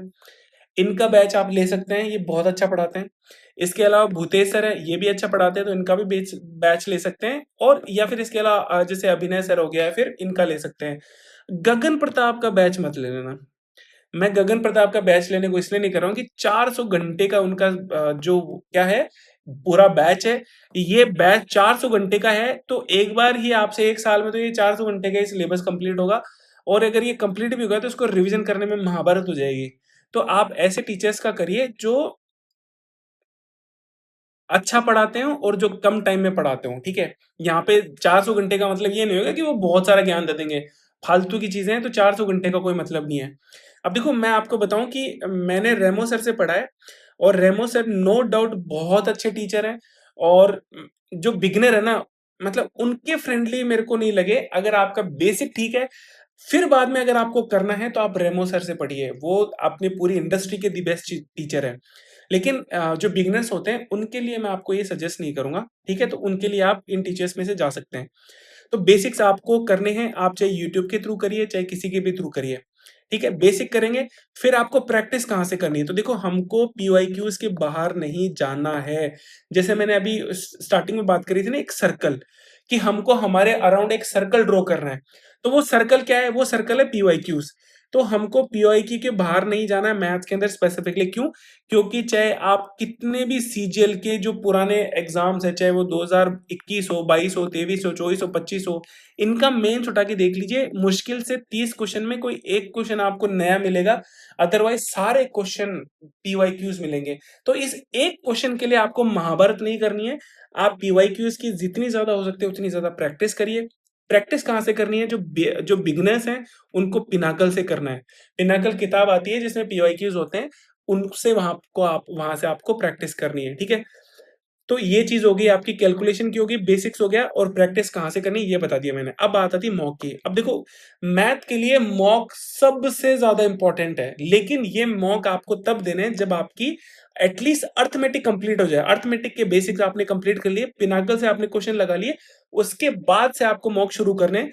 अब देखो, मॉक देने कैसे, इसको लेकर मैंने वीडियो ऑलरेडी बना रखा है, जो मैंने आपको बताया अभी ऊपर पहले भी, कि मॉक स्ट्रेटेजी नाम से वीडियो बना रखा है, उसको देखिए। उसको देखने के बाद आपको मॉक देने हैं, ठीक है? खुद से मॉक देंगे कोई कोई मतलब नहीं निकलेगा इस तरह से। तो ये सारी चीजें आपको मैथ्स के लिए हो गई, ये सारी चीजें आपको करनी है।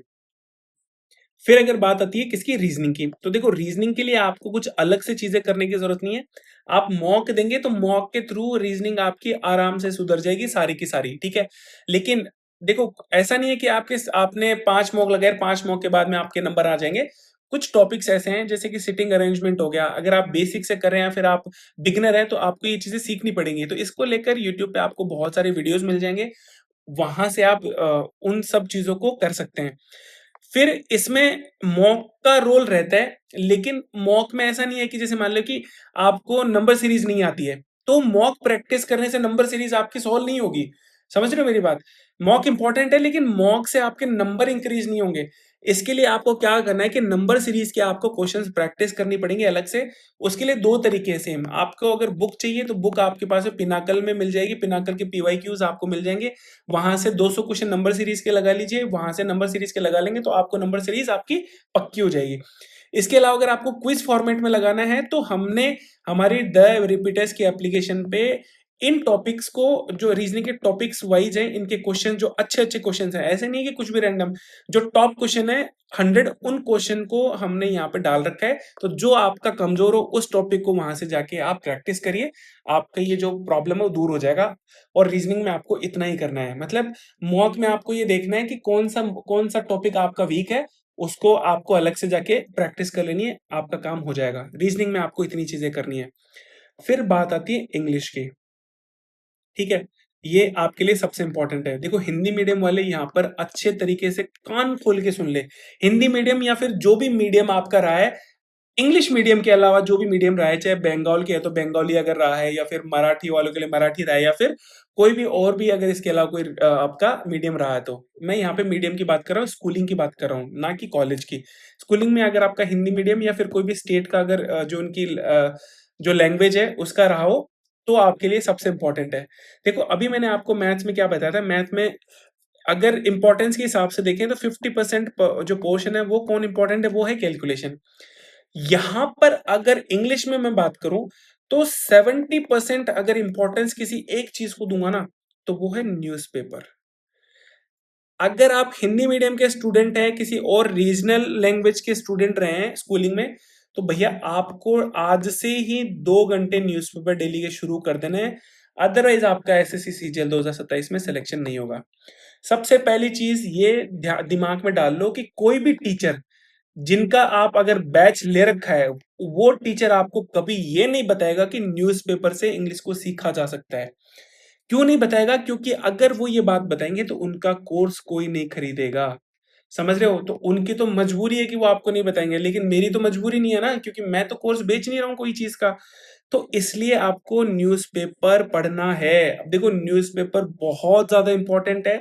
न्यूज़पेपर क्यों इंपॉर्टेंट है? क्योंकि इससे जब आप न्यूज़पेपर के रीडिंग करते हैं तो इसके सेंटेंस का जो फॉर्मेशन होता है उसका आपको आइडिया लगता है। ठीक है, अब इस सेंटेंस का फॉर्मेशन का क्या आइडिया लगता है, हमको न्यूज़पेपर को कैसे पढ़ना चाहिए, उसके अंदर किन किन बातों को ध्यान रखना चाहिए, इसमें से वोकैब को याद करना है या नहीं करना है, ये सब चीज में डिटेल में इंग्लिश स्ट्रेटेजी वीडियो में जब आप प्लेलिस्ट में जाएंगे तो यहाँ पर आपको आराम से देखने को मिल जाएंगे। जो इंग्लिश की जो स्ट्रेटेजी वीडियोस हैं, देखो ये रहा न्यूज़पेपर, जब इसमें जाएंगे तो यहाँ पर मैंने डिटेल में बता रखा है। इन 2 वीडियोस में किसी में भी जाके आप देख लीजिए, न्यूज़पेपर कैसे पढ़ना है सब कुछ डिटेल में यहाँ पे मैंने बता रखा है। ठीक है, इंपॉर्टेंस की मैंने बात बता दी कि अगर आपको सीजीएल 2027 में सिलेक्शन लेना है तो आज से आपको 2 घंटे डेली न्यूज़पेपर पढ़ना है। इंग्लिश का कोई भी न्यूज़पेपर पढ़ लीजिए, एक्स वाई जेड, और उसमें भी कोई भी न्यूज से पढ़ लीजिए, एडिटोरियल पढ़ना जरूरी नहीं है। ये चीज सारी मैंने उस वीडियो में एक्सप्लेन कर दी है, तो वहां जाके उस वीडियो को आप देखिए, डिटेल में मैंने सारी चीजें एक्सप्लेन कर रखी है। ठीक है, फिर इसके अलावा न्यूज़पेपर के अलावा 2 चीजें और आती है इसमें। ठीक है, एक आती है वोकैबुलरी और एक आता है अपना ग्रामेटिकल पोर्शन। देखो मैं आपको एक चीज बताऊं कि इंग्लिश के 3 पोर्शन है, एक तो वोकैब है, एक ग्रामर है, और तीसरा आता है कॉम्प्रिहेंशन। तो कॉम्प्रिहेंशन के लिए तो मैंने आपको इलाज बता दिया न्यूज़पेपर। वोकैबुलरी आपको करनी है ब्लैक बुक से। ठीक है, अब देखो ब्लैक बुक से क्यों करनी है, ब्लैक बुक से इसलिए करनी है क्योंकि इसमें आता है पीवाईक्यूज। जितने भी पीवाईक्यूज है वो सारे के सारे ब्लैक बुक में आपको मिल जाएंगे। तो आपको ब्लैक बुक से पीवाईक्यूज करने हैं, और हमको पीवाईक्यू से बाहर नहीं जाना है। जैसे मैंने आपको मैथ्स के लिए बताया कि मैथ्स में पीवाईक्यू से बाहर नहीं जाना है, इसी तरीके से वोकैब में भी हमको पीवाईक्यू से बाहर नहीं जाना है। अब बाहर क्यों नहीं जाना है? क्योंकि एग्जाम में पीवाईक्यूज ही पूछे जाते हैं। और जैसे आप में से कुछ लोग बोल सकते हैं कि भैया पीवाईक्यूज नहीं और भी चीजें पूछी जाती है एग्जाम में, तो वोकैब में नई वोकैब भी पूछी जाती है, तो नो डाउट एग्जाम में वोकैब में नई वोकैब भी पूछी जाती है। लेकिन मैं आपको एक चीज बताऊं जैसे अगर मैं टोटल वोकैबुलरीज की बात करूं तो पूरी वोकैबुलरीज 3 लाख से ज्यादा है। ठीक है, और एसएससी की फील्ड में जो एसएससी की कम्पिटिटिव एग्जाम है उसमें हम कितनी वोकैबुलरीज पढ़ते हैं? 3 से 4 हजार वोकैबुलरी पढ़ते हैं। हाँ ठीक है, ये हमारा मैक्सिमम थ्रेशोल्ड है कि इतनी पढ़ते हैं, हम इससे ज्यादा नहीं पढ़ते हैं।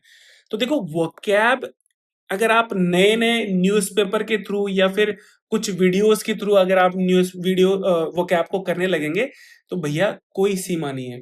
3 लाख, समझ रहे हो? एसएससी में जो सेलेक्ट होते हैं ना वो 3 से 4 हजार पढ़ते हैं, 3 लाख डिफरेंस समझ रहे हो आप? कम से कम भी कितना गुना, 100 गुना ज्यादा है। तो हमको सिर्फ पीवाईक्यूज पे फोकस करना है। जैसे एक बार मान लेते हैं मेंस में 45 क्वेश्चन का पेपर आता है इंग्लिश का, अगर मान लेते हैं 2 वोकैबुलरी नहीं आ गई, ठीक है, तो ये जो नई वोकैबुलरी है ये सबके लिए नहीं है भाई, आपके लिए नहीं है, सबके लिए नहीं है वो। और मान लेते हैं कि कुछ लोग 100 200 लोग या 500 लोग या छोड़ो 1000 लोगों को ये अगर ये नई वोकैबुलरी आती भी है ना, तो वैकेंसीज भैया 10,000 से 15,000 के बीच में आती है एसएससी की। ये 1000 को करने दो अपना काम, वो उनकी तैयारी उस लेवल की है कि वो कर लेंगे उसको। हमको क्या करना है, जैसे मैंने स्टार्टिंग में बताया, हमको लेना है सिलेक्शन, और सिलेक्शन के लिए हमको हमारे अराउंड क्या खींचना पड़ेगा? सर्कल। और सर्कल में क्या है? सर्कल में है पीवाईक्यू, इससे बाहर नहीं जाना है। मैंने आपको क्या बताया कि एग्जाम में जो इस एग्जाम के लिए जो स्टूडेंट्स होते हैं वो 99.99% किस चीज में फंस जाते हैं? कंटेंट में फंस जाते हैं कि उनको इतना सारा कंटेंट मिलता है कि वो उन्हीं में फंसे रहते हैं। इसीलिए मैं कह रहा हूं कि नई वोकेबलरीज के पीछे नहीं भागना है। आपको जो पीवाईक्यूज की वोकेबलरी है उसी पे फोकस रहना है। अब देखो, जैसे मैंने यहां पर बताया कि दो वोकेबलरी अगर नहीं आ चुकी है ना, तो ये जो पेपर है 45 का नहीं होकर कितने क्वेश्चन का रह जाता है? 43 क्वेश्चन का रह जाता है। तो जो आदमी इन 43 क्वेश्चन को सही करेगा, जो ज्यादा सही करेगा, उसका सिलेक्शन होगा। आपका सिलेक्शन इन दो वोकेबलरीज पे डिपेंड नहीं करेगा। आपका सिलेक्शन इस बात पे डिपेंड करेगा कि आपने ये जो 43 क्वेश्चन है वो सही करे हैं कि नहीं करे हैं। ठीक है, तो वोकेबलरीज आपको प्रीवियस ईयर पे ही फोकस रहना है। और प्रीवियस ईयर किस में आता है? प्रीवियस ईयर आपको पूरा ब्लैक बुक में मिलता है।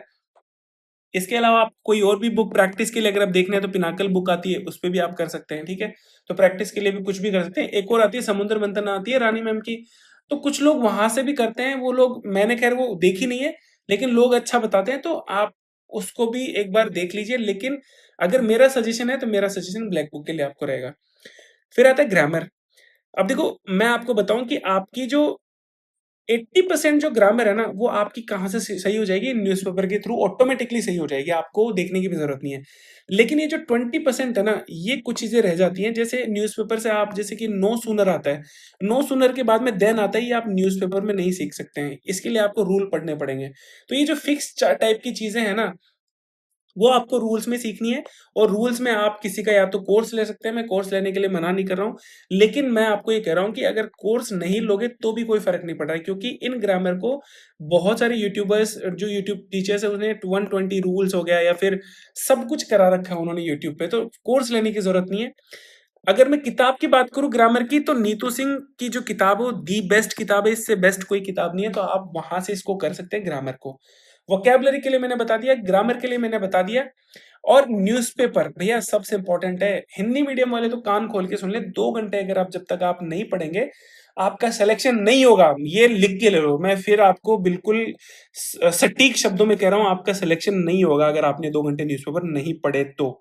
हिंदी मीडियम वाले बिल्कुल स्पेशली सुन लें इस बात को।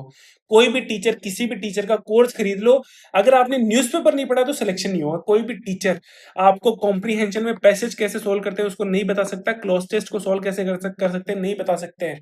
वो भले ही आपको 2-4 क्लॉज टेस्ट सोल्व करके आपको दिखा देंगे कि ऐसे ऐसे करते हैं। भैया ऐसे ऐसे नहीं होता है, क्योंकि हर क्लॉज टेस्ट अपने आप में एक अलग होता है। और न्यूज़पेपर पढ़ना क्यों जरूरी है? क्योंकि आजकल जो पैसेज है, एरर है, पीक्यूआरएस है, या फिर क्लॉज टेस्ट है, ये सारे किससे बेस्ड होते हैं? सारे के सारे न्यूज़पेपर पे बेस्ड होते हैं। इसीलिए न्यूज़पेपर सबसे इंपॉर्टेंट है। अभी रिसेंट में सीएचएसएल का जो मेंस का पेपर लिखा था, वो द हिंदू से सीधा का सीधा उठकर द हिंदू से उठाकर उन्होंने दिया था। ठीक है, तो न्यूज़पेपर सबसे इंपॉर्टेंट है। अब इसमें दो चीजें और हैं, दो दो चीजें और हैं जो आपको बिल्कुल ध्यान देनी है। जिसमें सबसे पहली चीज है कि आपको न्यूज़पेपर पढ़ना है। ठीक है, अब इसमें लोग क्या करते हैं कि वो एडिटोरियल को पढ़ने के लिए वो क्या करते हैं, किसी यूट्यूब चैनल को फॉलो करने लगते हैं। यूट्यूब चैनल का मतलब हो गया कि वो उनको एडिटोरियल हिंदी में पढ़ के सिखाती है और उनको लगता है कि हम सीख रहे हैं। अब मैं आपको इसको समझाता हूँ कि ये आपके लिए गलत क्यों है। देखो, ये आपके लिए गलत इसलिए है क्योंकि जैसे निमिषा बंसल मैम है, क्योंकि यही कराती हैं, एसएससी के स्टूडेंट इन्हीं से पढ़ते हैं। तो वो मैम क्या कराती हैं, वो खुद अखबार पढ़कर आएंगे इंग्लिश का।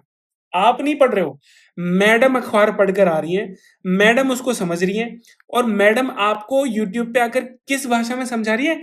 इंग्लिश में नहीं समझा रही है आपको, वो आपको उसी को हिंदी में समझा रही है। किसको? उस एडिटोरियल को। मेरे को बस इतना बता दो कि इंग्लिश सीखी कैसे जाती है? इंग्लिश 3 चीजों से सीखी जाती है, या तो पढ़कर, या फिर बोलकर, या फिर सुनकर। क्योंकि इंग्लिश क्या है? एक इंग्लिश भाषा है। जैसे मैं अगर हिंदी को बताऊं, जैसे मान ले कोई विदेश में आता है, विदेश से कोई आदमी आता है, ठीक है, विदेश से कोई आदमी आता है और वो बोलता है कि सर मेरे को हिंदी सीखनी है। तो मेरे को एक चीज ये बताओ कि क्या आप उसको ग्रामर के थ्रू, ग्रामर को पढ़ा के क्या आप उसको हिंदी सिखा सकते हैं? नहीं सिखा सकते हैं ना उसको हिंदी में। हिंदी नहीं सिखा सकते हैं। हिंदी कैसे सीखी जाएगी? जब उसको अपन शब्द बताएंगे कि इस शब्द का ये मतलब होता है, और वो उस शब्द की जब प्रैक्टिस करेगा ना, तब धीरे धीरे क्या आएगी, उसको हिंदी सीखेगा वो। ये मैथ की तरह नहीं कि मैथ के फॉर्मूले रटे और उसका कॉन्सेप्ट देकर मैथ के क्वेश्चन सॉल्व होने लग जाएंगे, नहीं। इंग्लिश एक भाषा है, उसको ग्रामर के थ्रू नहीं सीखा जा सकता है। आप कैसे सीख सकते हैं? या तो बोल के, या पढ़ के, या सुन के। तो ये जो वीडियो मैडम बता रही है, ना तो आप इसमें पढ़ रहे हो, ठीक है, ना मैडम आपको हिंदी में आपको इंग्लिश में सुना भी नहीं रही है, हिंदी में सुना रही है, और ना ही आपने इसको इंग्लिश में देखा है। समझ रहे हो मेरी बात को? तो इसका कोई मतलब नहीं निकलता है, ये सिर्फ जस्ट वेस्टेज ऑफ टाइम है।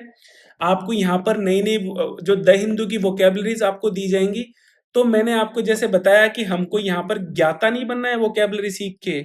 हमको वोकैब में क्या करना है? वोकैब में सिर्फ क्या करना है? पीवाईक्यूज़ करना है। क्यों? क्योंकि वोकैब्युलरी कितनी है? वोकैब्युलरी लगभग 3 लाख से ज़्यादा है भैया। इतनी याद करने लगेंगे तो महाभारत हो जाएगी। तो नई वोकैब्युलरी हमको याद नहीं करनी है, हमको सिर्फ पीवाईक्यूज़ पे बेस्ड होना है। किसी टीचर के हमको एडिटोरियल की चीज़ें नहीं देखनी है। क्यों? क्योंकि वो हमारे लिए फ़ायदेमंद नहीं है, वहाँ से आउटपुट नहीं निकल रहा है। वहाँ से अगर 10 आउटपुट निकल रहा है ना, तो न्यूज़पेपर आपको कम से कम भी 200 आउटपुट देगा। कितना गुना? 20 गुना। तो वो टाइम आप खुद से पढ़िए। जब आप खुद से पढ़ेंगे, खुद से समझेंगे, तब आपको आएगा। दूसरा आपको पढ़ेगा, वो भी हिंदी में पढ़ाएगा, दूसरा समझाएगा। देखो यहाँ पर ये जो नॉलेज के नाम पर है ना, आपको क्या मिल रहा है? नॉलेज के नाम पर आपको जीके मिल रही है। जीके का क्या मतलब हो गया कि कोई एडिटोरियल है, उसको अगर आपको कोई हिंदी में पढ़ के सुना रहा है, तो वहां पर इंग्लिश तो नहीं सीख रही है, तो गारंटी है। अब वहां पर क्या सीख रहे हो? जीके सीख रहे हो। जीके का मतलब हो गया कि अगर कोई किसी पर्टिकुलर टॉपिक पे अगर वो बता रही है, तो उसकी नॉलेज आपको मिल सकती है। लेकिन हमारा पर्पस नॉलेज के लिए तो नहीं था ना। हमारा पर्पस क्या था? हमारा पर्पस था कि हम उस इंग्लिश को सीखें। ठीक है, तो वो इंग्लिश सीखने का पर्पस तो फुलफिल ही नहीं हुआ, तो फिर इसको देखना क्यों है? तो ये चीजें है ना, ये अननेसेसरी चीजें हैं। आपको इधर उधर से घूम फिर के कोई बोल देता है कि हमको ओ मैडम से पढ़ो, फायदा हो रहा है, फायदा हो रहा है, तो वो देखने लगते हैं। और यही चीज मैंने आपको शुरुआत में बताई कि मेरा सिलेक्शन लगातार 3 बार क्यों हुआ? क्योंकि मेरे को क्लैरिटी थी कि मेरे को इस एग्जाम में करना क्या है।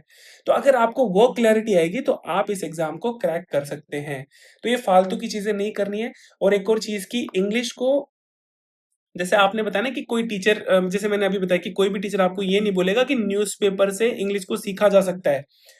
क्यों नहीं बोलेगा? क्योंकि उनका कोर्स नहीं बिकेगा। अब ये टीचर्स हैं, कोर्स में क्या कराते हैं? कोर्स में कराते हैं ग्रामर, ग्रामर के अलावा वो कुछ नहीं कराते हैं। तो अब मैंने आपको बताया कि कोई अगर विदेशी आदमी आपको हमको अगर बोलता है ना कि हमको हिंदी सिखाओ, तो आप खुद से पूछिए, क्या उसको तुम ग्रामर पढ़ाकर व्याकरण वगैरह जो है, वो संधि वगैरह अगर उसको अगर समझाते हैं, तो क्या वो उसको आप हिंदी सिखा सकते हैं? नहीं सिखा सकते हैं। हिंदी कोई कैसे सीखेगा? जब वो खुद से बोलेगा, खुद से पढ़ेगा, खुद से सुनेगा। तो देखो, बोलना तो नहीं पॉसिबल है, क्योंकि हम में से इंग्लिश कितनों को आती है? बहुत रेयरली लोगों को आती है। और आप बोलोगे किसके साथ में? प्रैक्टिस किसके साथ में करोगे? तो आप बोल तो सकते नहीं हो, ना ही सुन सकते हो। सुनने का मतलब होगा कि कोई मूवीज़ देख लिया, तो मूवीज़ में इंग्लिश में सुन लिया, उससे बेनिफिट होता है, लेकिन आप मूवीज़ भी तो नहीं देख सकते हो ना, इतना टाइम नहीं है। तो जो दी बेस्ट तरीका है, वो है पढ़ के। और पढ़ के भी कहाँ से? न्यूज़पेपर से। तो इंग्लिश को सीखना है तो न्यूज़पेपर सीखना है। अब यहाँ पर एक ऑप्शन और होता है पढ़ने का, एक होता है नोवेल। कुछ लोग बोलते हैं कि सर नोवेल पढ़ लेगा, नोवेल पढ़ लेगा। तो मैं आपको डिफरेंस बता देता हूँ कि न्यूज़पेपर और नोवेल में क्या डिफरेंस होता है। देखो, ये सब चीज़ें मैंने ऑलरेडी इंग्लिश के स्ट्रैटेजी वीडियोज़ में डिटेल में बता रखा है, लेकिन ये नए लोगों के लिए, इसलिए मैं यहाँ पे दोबारा से बता रहा हूँ। नोवेल में क्या चीज़ें रहती हैं? कोई भी आदमी अगर नोवेल लिख रहा है, तो वो अपनी स्टोरी लिखता है या फिर किसी और इंसान की स्टोरी लिखता है। तो वो स्टोरी क्या रहती है? पास्ट में चलती है कि वो अपनी, जैसे ऐसा तो है नहीं कि वो अपनी फ्यूचर की स्टोरी बताएगा। फ्यूचर की स्टोरी कैसे बता सकता है? मतलब पुरानी स्टोरी बताएगा ना। और या फिर अगर इमेजिनेशन भी होगी, तो बहुत रेयरली ऐसे होते हैं जिनमें वो पास्ट की बात करे, प्रेजेंट की बात करे, फ्यूचर की बात करे। ठीक है? ऐसे बहुत सारे बहुत रेयर नोवेल होते हैं। मोस्टली नोवेल्स में वो पुरानी बातें करता है, अपनी पूरी स्टोरी बताता है, तो वो किसमें चलता है? पूरा पास्ट में चलता है। तो उसमें हमको जो सेंटेंस फॉर्मेशन का पता चलेगा, वो केवल और केवल पास्ट का ही पता चलेगा। फ्यूचर और प्रेजेंट का तो पता ही नहीं चलता है। और इसमें दूसरी चीज़ क्या है कि हमको एक ही स्टाइल ऑफ राइटिंग देखने को मिलती है। अब इस स्टाइल ऑफ राइटिंग का क्या मतलब हो गया कि कोई एक आदमी किसी भाषा को या फिर किसी पैराग्राफ को एक ही तरीके से लिखता है, तो वो पूरे उस नोवेल में बस उसी तरीके से लिखेगा। लेकिन न्यूज़पेपर में क्या होता है? न्यूज़पेपर में आपको कम से कम 20 अलग-अलग लोगों की राइटिंग स्टाइल मिलेगी वहाँ पर, ठीक है? अलग-अलग स्टोरीज़ मिलेगी, अलग-अलग उनके लिखने के तरीके मिलेंगे। इसके अलावा ये भाई साहब प्रेज़ेंट की भी बात करते हैं, पास्ट की भी बात करते हैं और फ्यूचर की भी बात करते हैं। तो हमको जितने फॉर्मेशन सीखने होते हैं, सारे के सारे न्यूज़पेपर में अवेलेबल होते हैं, ठीक है? तो अगर आपके पास में चूज़ करने को मिले तो न्यूज़पेपर पढ़ना है। अगर न्यूज़पेपर अवेलेबल नहीं होता है फिर आपके पास में ये है कि मैं तो नॉवल ही पढ़ूँगा तो नॉवल भी पढ़ लीजिए लेकिन रीडिंग करिए, ठीक है? ये मेरा यहाँ पे पर्पस है। तो ये जो स्ट्रैटेजी है ये मैंने सारी बता दी आपको, इंग्लिश की बता दी, मैथ की बता दी, रीज़निंग की बता दी और जीएस की बता दी, ठीक है? अगर आपको इसके अंदर कुछ और रहता है तो आप कमेंट्स में मेरे को बताइएगा कि हाँ भाई सर हमको ये चीज़ें और बता दो, तो उसके ऊपर भी एक मैं डिटेल वीडियो बना दूँगा कि आपको इस एग्ज़ाम को किस तरह से प्रिपेयर करना है या फिर और भी कुछ होगा तो मैं एक आधी और वीडियोज़ के लिए बना दूँगा। अभी के लिए वीडियो काफ़ी लंबा हो चुका है, लेकिन मैं ये चाहता हूँ कि जो लोग एंड तक पहुँचे हैं ना, प्लीज़ एक बार कमेंट में मेरे को बताना कि हाँ सर हमने इसको पूरा देखा है और आपको इस वीडियो को देखने के बाद में कैसा फ़ील हुआ, क्लैरिटी आई कि नहीं आई, प्लीज़ इसके बारे में मुझे कमेंट करके ज़रूर बताएँ। क्योंकि अगर आप कमेंट करते हैं तो मेरे को भी लगता है कि चलो ये जो मेहनत मैंने करी है, कम से कम 1 घंटा इस वीडियो को बनाने में लगा है। खैर 1 घंटा तो वीडियो बना है, लेकिन इसके पहले जो कंटेंट में जो लिखने का काम है या फिर आपको क्या बोलना है, क्या डिलीवर करना है, उसमें जो मेहनत लगी है, तो उसको अगर आप ये एक देना चाहते हैं क्रेडिट तो आप कमेंट में लिखिए। मेरे को इस चीज़ में बहुत खुशी होगी कि लोग एटलीस्ट वीडियो को देख रहे हैं पूरा, ठीक है? तो कमेंट ज़रूर करिएगा और अगर आप इस स्ट्रैटेजी को फ़ॉलो करते हैं, तो मैं गारंटी दे रहा हूँ आपका सीजीएल 2027 में फाइनल सिलेक्शन 100% होगा, ठीक है? तो इस वीडियो में मुझे इतना ही कहना था। धन्यवाद।